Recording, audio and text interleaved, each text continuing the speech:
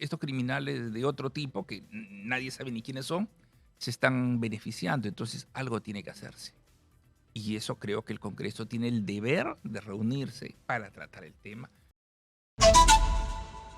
Y está en nuestros estudios el doctor Javier Arévalo, miembro de la Corte Suprema y expresidente del Poder Judicial hasta el 31 de diciembre pasado. Bienvenido, Javier, gracias por estar con nosotros. Buenos días, Nicolás. Lo primero, porque quiero que salgamos de este tema, que es esta denuncia que hay sobre el manejo de equipos de cómputo y un caso de presunta corrupción en el Poder Judicial. ¿Qué pasó con eso? Voy a ser claro. El señor Bayard Matías en el programa Panorama saca un especial donde denuncia de que ha habido el cambio de unas piezas de computadora, lo que es cierto, pero en todo momento hace mención la señorita que sale en el canal, que no sé cómo se llama, referencia a que yo he ocultado, y acá viene la primera prueba que no se ha ocultado. En mi gestión, Nicolás, el día 12 de diciembre se hizo la denuncia policial y esa denuncia policial ha pasado a la Fiscalía el 13 de diciembre del 24. Por lo tanto, es una gran mentira lo que han dicho los señores de Panorama. O sea, lo que tú dices, Javier, es que efectivamente han ocurrido hechos irregulares, pero esos hechos fueron denunciados oportunamente y no, como dicen que es el gran secreto, le vendieron al país el gran secreto del Poder Judicial que yo cubría. Segundo, para hacerte breve, porque yo sé que tienes otros temas que, ante todo lo digo a título personal. Sucede que burlonamente, dicen, ha entregado computadoras sin la pieza. ¿Y qué pasa? Esas computadoras que yo entregué a las Cortes son las computadoras del contrato 01, que estaban completas. Las computadoras a las que les han robado la pieza eran de otro contrato, Nicolás. Eran de otro contrato. Acá está. Por lo tanto, es falso lo afirmado en Panorama que yo he entregado computadoras con la pieza cambiada. Es una falsedad. Y lo más grave, tú has sido periodista de investigación. El señor nunca se acercó a preguntarme. Y usted sabe que la primera regla del periodismo de investigación es pedir descargos. Es más, ellos no le han explicado al público que estos bienes, estas computadoras, no se encuentran en Palacio de Justicia, sino en otro edificio donde funcionan los ejes penal y no penal, que son con los que se implementa el expediente electrónico, y que esas computadoras ni siquiera el presidente se ha acercado por ese local. Entonces, ¿de dónde va esa tremenda mentira a la que debo agregar algo? El jefe del área le manda al procurador el día 20 de diciembre. Entonces quedan demostradas dos cosas: que en mi gestión no se ha escondido eso. Esa es una gran mentira del señor falto de experiencia, supongo. Y dos, que yo no he entregado computadoras malogradas. Eso quiero que quede bien claro. O sea, yo creo que, sinceramente, creo que lo que corresponde es que esto ocurre en otro espacio, que es el espacio de Panorama. Yo estoy seguro por la gente que conduce este programa que ellos actúan de buena fe, ¿no es cierto? Ahora, la única pregunta que me plantea la productora es ¿por qué no se hizo público? ¿Por qué esto, que es un caso serio de corrupción, de mal manejo de recursos públicos, no se conoció?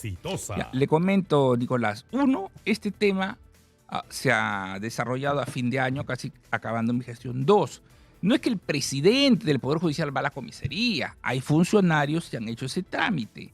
Ahora, hay una cosa también es cierta. Acá en estos documentos hay nombres de personas que obviamente yo no las puedo decir acá. Los periodistas podrán decirlo, pero tengan en cuenta que también hay personas que tienen presunción de inocencia. Acá hay personas, hay nombres de personas. No crea que no se sabe quiénes pueden ser. Y hay más que deben investigarse porque hay cámaras. Tienen que revisarse las cámaras o es que acaso las bloquearon, las malograron. Eso yo no lo sé. Pero yo te digo una cosa. Yo como presidente, no soy el vigilante de las computadoras que han estado en otro local, pertenecen al tema de los famosos ejes, penal y no penal. Todo ha ocurrido en el eje penal. Y sobre todo, Nicolás, lo que yo quiero dejar en alto es que sí se ha perseguido esta irregularidad y sí entregado computadoras en buen estado. Y ustedes me dicen en otro nivel de panorama, estoy mandándoles una carta y espero, porque yo, Nicolás, nunca enjuiciaba a un periodista, pero esta vez le voy a enjuiciar y le voy a ganar porque ellos han violado la primera regla, no me han dado derecho de defensa, y acuérdense que hay un caso del señor Acuña donde ha ganado porque el periodista no le dio derecho de defensa. Y tú has sido periodista de investigación, tú sabes eso. Dejemos el asunto ahí, yo estoy seguro que esto, es decir, yo creo que lo correcto es que esto que estás diciendo, Javier, se ha dicho en Panorama y estoy seguro que así va a ser. Ahora, vayamos a lo que está pasando. A título personal, ¿eh? Vayamos a lo que está pasando. Lo primero es que se acaba de anular la orden de prisión preventiva contra el hermano de la presidenta, Nicanor Boluarte, para el cual Richard Concepción Carguancho había dictado 36 meses de prisión preventiva. Pero además se ha apartado al juez del caso Los Guayquis en la sombra. Esto, es decir, la impresión que uno tiene es que no solamente, digamos, que el juez ha tomado a consideración del tribunal una decisión que no correspondía, sino están castigando al juez por meterse con el gobierno, digamos, más o menos. O sea que... Ya, te voy a contestar y todo es a título personal. En principio la regla es que las personas, y esto es la regla universal, deben seguir su juicio en libertad con comparecencia. En casos extremos, y sí, en muchos casos de crímenes importantes, deben ser detenidos. En el caso concreto que tú me hablas, es posible que al revisarse su expediente no se encuentren suficientes elementos de juicio para que este señor tenga que seguir en su proceso detenido, ¿no? Porque de otra manera no me explico, porque acuérdate que la corrupción es algo muy grave, es el mal del país y tenemos que tener mucho cuidado porque si no, cualquiera comete corrupción y pues está en su casa descansando, ¿no? Nos acordamos de alguien que estaba en una piscina, ¿se acuerda? Entonces, tiene que haber habido elementos muy importantes, que yo no los conozco porque tengo acceso, para que una persona sea liberada. Eso yo les diría, porque además la regla es esa, no se puede poner en prisión a la persona simplemente de buenas a primeras. ¿Y por qué te voy a decir eso? Porque ni siquiera es prisión, son mazmorras. Yo bajé cuando era presidente a la del Callao, es un sitio oscuro, insalubre, asqueroso, que retienen a las personas. Entonces, yo también invocaría al Ejecutivo que es hora también de, por muy delincuente que seas, por muy corrupto que seas, mereces un trato humano. Claro, pero acá en realidad lo que está en discusión, hablábamos con el presidente del INPE y nos contó, corríjame señora Magariño si no lo anoté correctamente, pero él habló de 30,000, incluso más, personas que en este momento están con prisión preventiva. Lo anoté porque me llamó 36, no, la capacidad son 36. O sea, hay 99,600 presos en el Perú, ¿Sí? Y de estos presos hay más de 30,000, 36,000 que están con prisión preventiva y que no son por Nicanor Boluarte, entonces no tienen la suerte que les corrigen la condición y probablemente no están acusados de graves delitos de corrupción, sino incluso de delitos menores.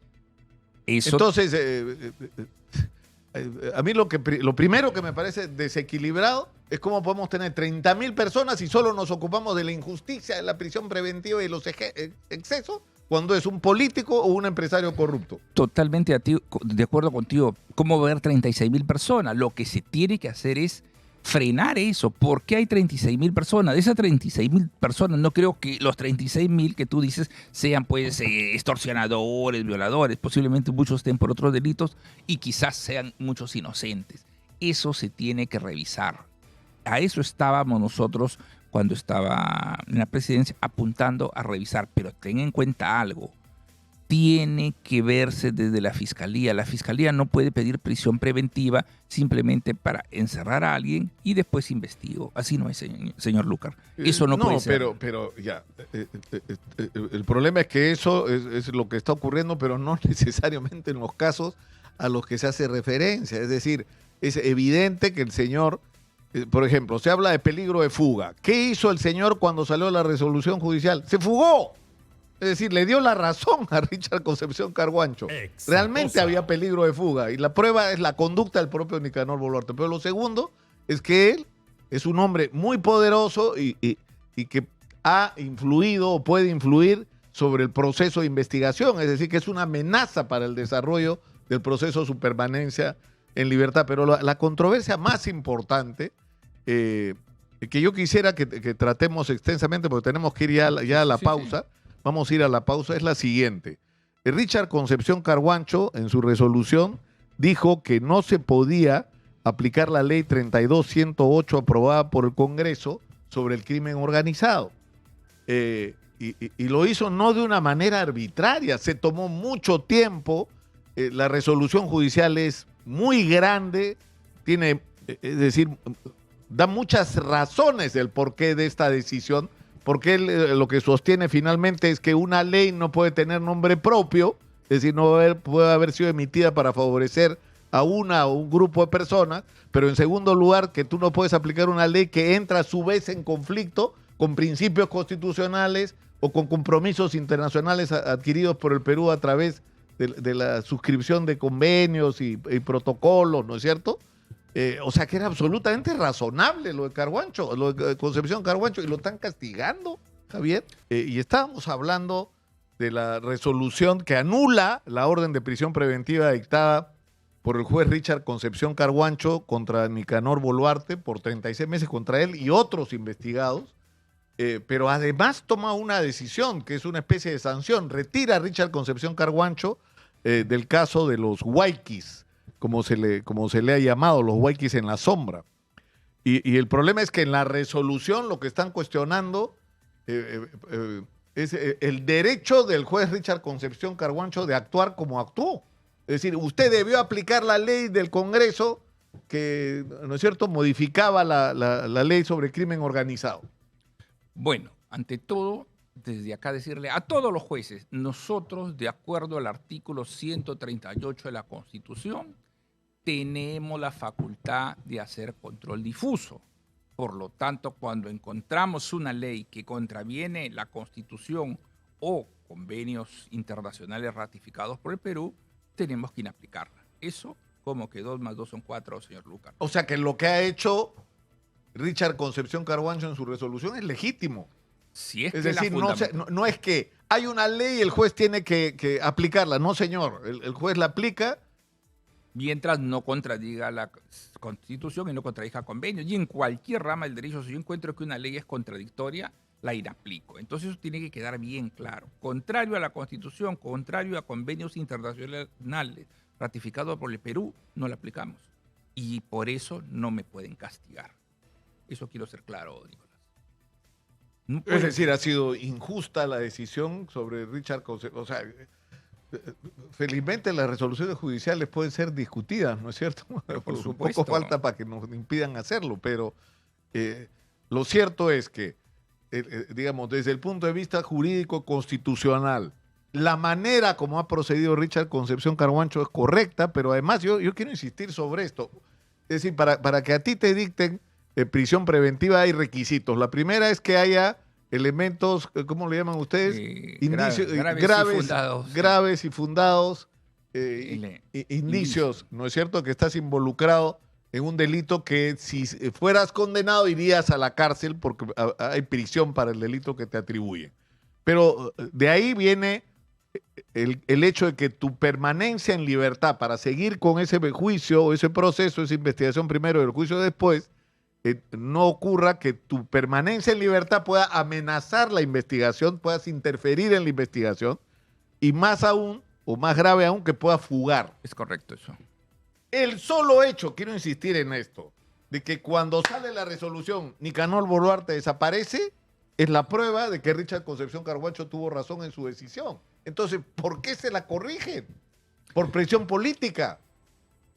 Yo no puedo decirte eso, pero solamente digo que la sala superior siempre tiene la posibilidad de corregir, ¿no? Ahora, lo que sí es necesario que se sepa cuáles son los fundamentos que justifican una revocatoria, ¿no? Eso es lo claro. Toda sentencia debe tener justificación interna y justificación externa, es decir, fundamentos de hecho y de derecho y estar lógicamente redactada Articulada, claro. para que explique, ¿no? Ahora, tenemos otro problema, porque es que para no creerlo, todos los días hay escándalos distintos, ¿no? El otro tema ha sido el de la demora del gobierno en actuar con respecto a la detención preliminar. El Congreso había realizado una serie de modificaciones y el cargamontón que hubo de todos lados, de los colegios de abogados, de los medios, de los especialistas, es decir, era que habían hecho una barbaridad que tenía que ser corregida. El Congreso la corrige, la envía al Ejecutivo, el Ejecutivo se demora hasta el límite que marca la ley y la observa, ¿no? Y la observa, o sea, hoy día, o sea, en el diario El Comercio el titular es este, ¿eh? Gobierno plantea excluir delitos de corrupción de la detención preliminar. O sea, el primer problema que tenemos es el retraso, ¿no es cierto? Sobre todo en el contexto de que no hay plenos del Congreso y que no va a haber plenos hasta marzo. Esto quiere decir que hasta marzo no se va, el Congreso no podría decidir que no va a tomar en cuenta las observaciones del Ejecutivo y simplemente va a promulgar la ley por insistencia. Correcto. Yo pienso que un tema tan polémico debió resolverse con la rapidez del caso, diciendo lo que fuera, promulgándola o observándola, pero lo que no se puede hacer es demorar. Eso sí, yo soy claro, creo. Ahora se dirá, ese límite de ley. Sí, ese límite de ley, tengo el límite, pero creo que en estos casos, porque se presta pues a lo que usted comenta, ¿no? Lo que debió haber hecho. Si estaba conforme, lo promulgaba y si no estaba conforme, lo observaba, pero no esperar el último día. Pero ni siquiera sabían las observaciones, Javier. Cuando el presidente del Consejo de Ministros, Gustavo Adriancén, ha anunciado, hemos presentado las observaciones, no las habían presentado. Y cuando los periodistas le preguntan, ¿y puede explicarnos cuáles son las observaciones? No las sabía.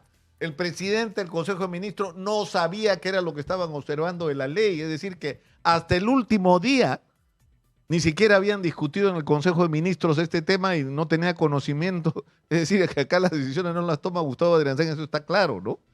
Pero es una barbaridad, ¿no? Sí, yo creo que debieron hacerlo rápido.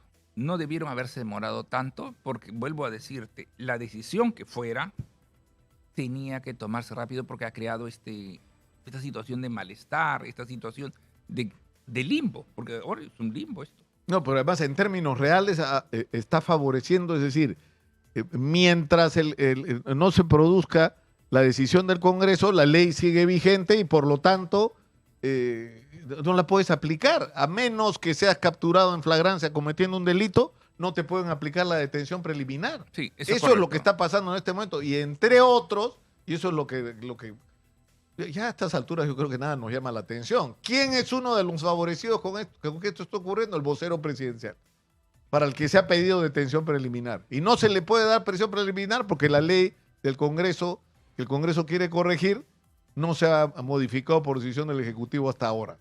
Bueno, lo que tú dices es correcto, ¿no? Mientras esté vigente la ley, se tiene que aplicar. O, en el caso que te digo que un juez lo considere, podría ser control difuso. Pero si no, sigue eso así. Porque ¿qué? Estamos en una situación en que un juez podría decir yo no puedo aplicar esta ley y por lo tanto sí aplico la detención preliminar. Yo creo que ese tema lo tienen que ver con mucho, mucho cuidado, pero el tema de la detención preliminar, en realidad, el problema que sería de un control difuso es que no es un mandato constitucional, no es algo que podrían decir viola la Constitución, ¿no? Como si es el otro caso que tú has mencionado. En todo caso, yo creo que acá la solución es, bueno, no sé si el Congreso se reúna para ver esto, pero están recogiendo firmas para una sesión extraordinaria del Pleno, ¿no? Para un Pleno extraordinario. Porque lo que no puede existir es ese vacío, ese limbo. Ya, vamos a suponer que el Congreso insiste. Bueno, insiste, pues, pero tiene que haber una decisión. Tú lo has dicho. Hay muchos casos en que, no te hablo del señor, hay casos de pistoleros, de gente... De delincuentes que en este momento, sí. O sea, tú tienes la convicción de que son parte, porque, es decir, en realidad la detención preliminar es un instrumento de la investigación y le has quitado ese instrumento. A menos que estés en flagrancia, no puedes detener violadores, es decir, extorsionadores. Entonces, estos se están beneficiando, pues, estos criminales de otro tipo que nadie sabe ni quiénes son, se están beneficiando, entonces algo tiene que hacerse. Y eso creo que el Congreso tiene el deber de reunirse para tratar el tema. Y yo creo que sí y se debe. resolverlo de una Sí, vez, y porque además creo, las modificaciones, yo tengo la impresión de que acá han tratado de envolver un asunto que tiene nombre y apellido, ¿no es cierto? Están protegiendo al señor vocero presidencial y punto. O sea, están diciendo, por ejemplo, que la detención preliminar podría usarse como un mecanismo para presionar a los detenidos y obtener alguna confesión o acogimiento al procedimiento de colaboración eficaz, ¿no? Eh, o sea, es cierto, yo haría más la atención sobre eso, ¿no? Es decir, cuando una persona está involucrada en la comisión de un delito y va en el momento que se inicia la investigación a detención preliminar, es un impacto, sobre todo por las condiciones de lo que es el paupérrima. sistema penitenciario peruano. Y es más, por las condiciones aún más precarias en las que está la gente con detención preliminar, Sí, ¿no? Entonces, es como un anuncio de lo que podría ser tu vida en los próximos años si la justicia te encuentra responsable. Entonces, en ese momento es inevitable que las personas involucradas en delitos a los que le quede algún resquicio de moral y de respeto por su familia y su país, es colaborar con la justicia, ¿no es claro, cierto? Reconciliarse con la sociedad. eso es Eso no es correcto. malo. No, eso no es malo. Lo que ha pasado en algunos casos es que personas para salir en libertad dicen cualquier cosa, ¿no? Y eso es una de las cosas que se le critica, pero creo que todas estas cosas se pueden ajustar. La ley necesita modificarse y hay cosas que hay que ajustar y el resto lo van a hacer los jueces, porque tampoco en una ley no va a decir todo. Y por eso es importante la independencia del juez para que pueda interpretar Claro, la pero ley. lo que llama la atención es qué es lo que guía las decisiones, ¿no es cierto? Es decir, si tú estás en una guerra contra el crimen organizado, contra el delito, estamos agobiados en esta guerra que lamentablemente vamos perdiendo, ¿no? Y donde tú lo que necesitarías es el concierto, tú lo has dicho, Javier, cuando todavía eras presidente Claro, de la Corte Suprema, tenías limitaciones para hablar todo lo que podrías hablar ahora, dicho sea de paso. claro. Pero a lo que voy es que tiene que haber un concierto, entonces tú dices, hay que hacer una serie de modificaciones a la ley que nos ayuden a combatir el crimen. Y concertas con el Ejecutivo, vamos a proponer esta ley y vamos a mejorar la legislación sobre detención preliminar, sobre prisión preventiva y todos los mecanismos que la ley nos permita, ¿no es cierto?, para enfrentar esta situación. Pero no es así. No, no solamente no coordinan, sino toman decisiones legales no para favorecer la lucha contra el delito, sino al revés. Son leyes que han terminado favoreciendo a los delincuentes, Javier. Bueno, Nicolás, y te lo digo ahora que no, que lo digo a título personal, definitivamente el Ejecutivo y el Legislativo y el Judicial y los demás también, el Constitucional, tienen que reunirse y sentar una política. No vamos a favorecer la impunidad. Y eso no significa perder independencia. Es como si tuviéramos un enemigo externo, otro país. Todos tendríamos que unirnos en esa guerra, al margen de que discrepemos, etcétera. Pues bien, todas estas autoridades tienen que converger y tomar una posición, porque si cada cual anda por su lado y con decisiones como las que tú has visto del legislativo, del judicial, del ejecutivo, estamos mal. La señora presidenta que debe liderar la lucha contra la delincuencia tendría que ser la persona que convoque a todos estos y decirle, señores, respeto su independencia, pero estamos en guerra contra el crimen, contra la delincuencia y todos tenemos que estar siguiendo una política. Y cuando digo todos, ella misma también, ¿eh? Todos, no es todos los demás menos yo, todos nos unimos contra el crimen y sentamos una política de lucha. Y ahí está lo que tú dices, hay que encarcelar a estos criminales, hay que favorecer los allanamientos, etcétera. Pero si cada cual está pensando en la elección del 2026 y quiero quedar bien ante la masa. O peor, pensando en cómo hace para protegerse de las investigaciones que lo persiguen. También. Mira, yo te cuento, en la época y es un mal ejemplo que te voy a contar muy breve. Yo tuve la oportunidad de viajar a Venezuela en la época de Hugo Chávez y Venezuela era terrible, ¿eh?, con la delincuencia. ¿Y qué me decía un venezolano, un jurista, porque yo fui por un tema académico?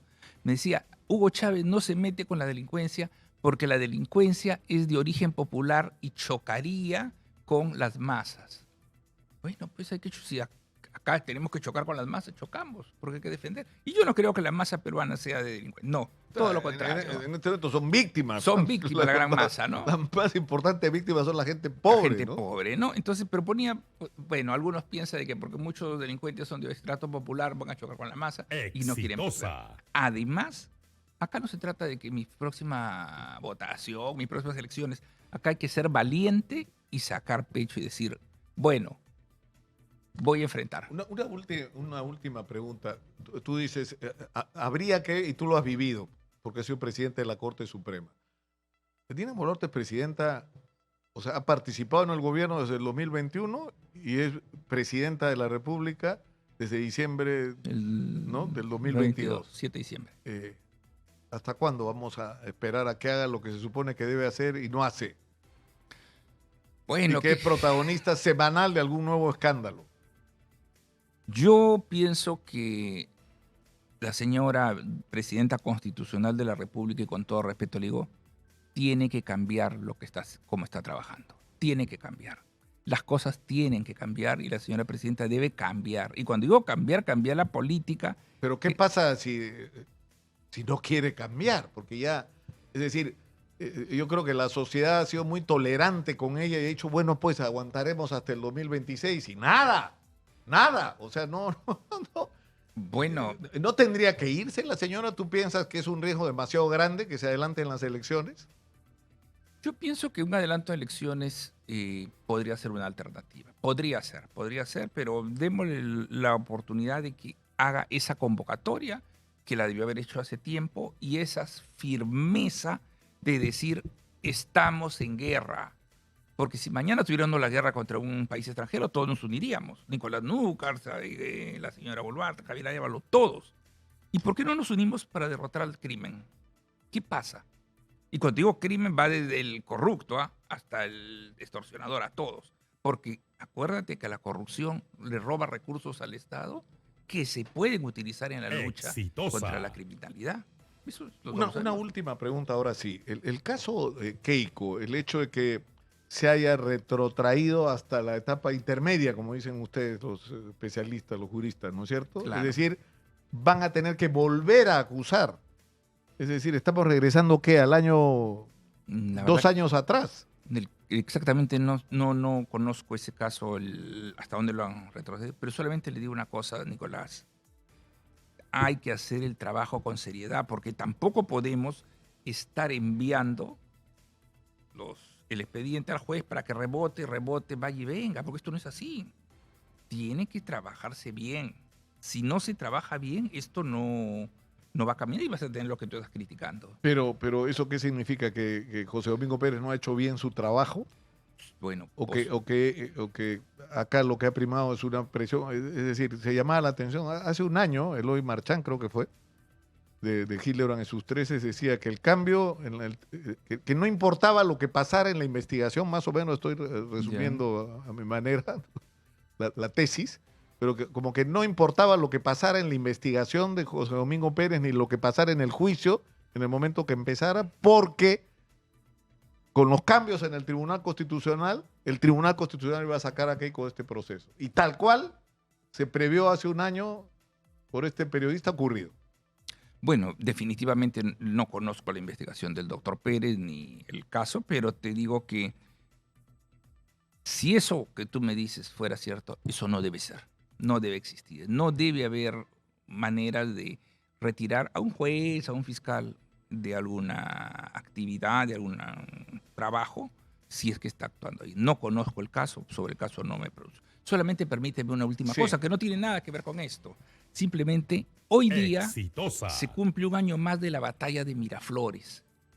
Y quiero saludar a la Marina de Guerra y al Poder Judicial, porque en la batalla de Miraflores, en el reducto, los marinos de Juan Fanning y Carlos Arrieta combatieron al lado de los jueces, donde estaba Ramón Ribeiro Álvarez de Villar, hijo del presidente de la Corte Suprema, héroe civil de la resistencia contra los chilenos, y se enfrentaron defendiendo la patria.